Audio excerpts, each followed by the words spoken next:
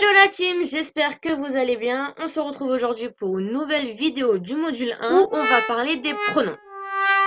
Alors, premièrement, on va voir la différence entre les pronoms et les adjectifs possessifs. Et ensuite, on va voir les pronoms personnels. Alors, premièrement, pronoms et adjectifs possessifs. Donc là, je vous ai fait un petit tableau des adjectifs possessifs. Donc en anglais et avec la traduction en français pour que ce soit plus clair pour vous. Donc en anglais, on a my, your, is, her, its, our, their. Et ensuite, vous avez la traduction en français. Et ensuite, on a les pronoms possessifs. Donc qui sont mine, yours, his, hers, its, ours, theirs. Comme je vous l'ai dit dans la précédente vidéo, quand il y a un S en anglais, il faut bien le prononcer. C'est très important. D'accord? Parce que si vous ne prononcez pas le S, par exemple, vous voulez dire her, eh ben, on va penser que vous parlez de l'adjectif possessif et non du pronom possessif. D'accord? Donc, c'est très important de bien prononcer le S. D'accord?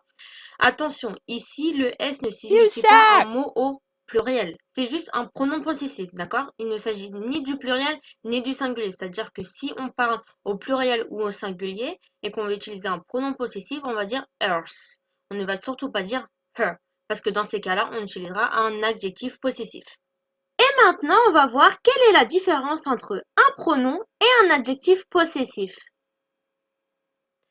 Alors, contrairement à l'adjectif possessif, le pronom possessif est utilisé seul. Il n'est jamais suivi d'un nom.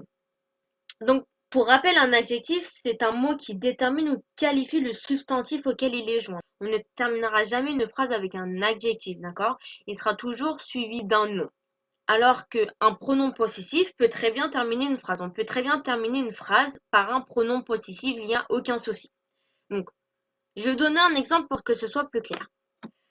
Donc là, j'ai utilisé la phrase « Is it your book ?» qui veut dire « Est-ce ton livre ?» Donc si je veux répondre en utilisant un pronom possessif, je vais dire « Yes, it is mine ». Oui, c'est le mien. D'accord? Donc là, je termine la phrase avec un pronom possessif, il n'y a aucun problème. Maintenant, je vais répondre avec un adjectif possessif. Donc, yes, it is my book. Oui, c'est mon livre. Voilà. Donc là, j'ai utilisé l'adjectif possessif my.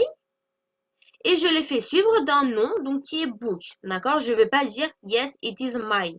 Oui, c'est mon. On ne peut pas dire ça, d'accord? Oui, c'est ton quoi? C'est ton livre, c'est ton ordinateur, c'est ton doudou, c'est ton quoi? C'est mon livre. Un adjectif est toujours suivi d'un nom. D'accord? Ensuite, on va voir les pronoms personnels. Donc, un pronom personnel peut être un sujet.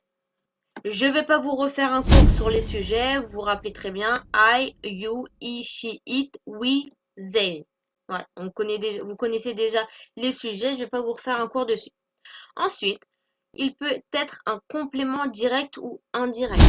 D'accord? Donc là, pareil, je vous ai fait un petit tableau avec les compléments directs ou indirects en français et la traduction en anglais. Donc en anglais, on a me, you, him pour masculin, her féminin, it pour un objet ou un animal, us, them. Alors, les pronoms, qu'ils soient sujets ou compléments, s'emploient pour remplacer un nom. Donc au lieu de dire le nom de quelqu'un, on va le remplacer par un sujet ou un complément. Donc, un exemple. Tell John that you are sorry. Donc, en français, dis à John que tu es désolé. Donc là, je vais remplacer John par un complément. Donc, tell him that you are sorry. Ça veut dire, dis-lui que tu es désolé. Donc, j'ai remplacé John par un complément. Donc, le complément qui est him. Ensuite, I want to help Veronica. Je veux aider Veronica. Donc là, pareil, Veronica, c'est le nom. Et on va le remplacer par un complément. I want to help her. Je veux l'aider. Donc là, dans cette phrase-là, le complément, c'est her. Le nom, c'est Veronica. Et je l'ai remplacé par le complément her. Voilà, donc ça, c'était une petite leçon très courte sur les pronoms personnels et les pronoms possessifs. Mais c'était très important que vous sachiez ça. Comme d'habitude, vous allez retrouver un petit exercice juste en dessous de la vidéo que je vous invite à faire et surtout, Si vous n'avez pas compris cette vidéo, n'hésitez pas à la re-regarder. Ne passez pas à la prochaine vidéo sans avoir fait l'exercice, s'il vous plaît, parce que si vous ne faites pas les exercices que je vous ai donnés, vous n'arriverez jamais à retenir. Donc surtout, faites l'exercice et ensuite vous pourrez passer à la prochaine vidéo. Voilà, je vous fais de gros bisous et on se voit dans la prochaine vidéo. Bisous, bisous.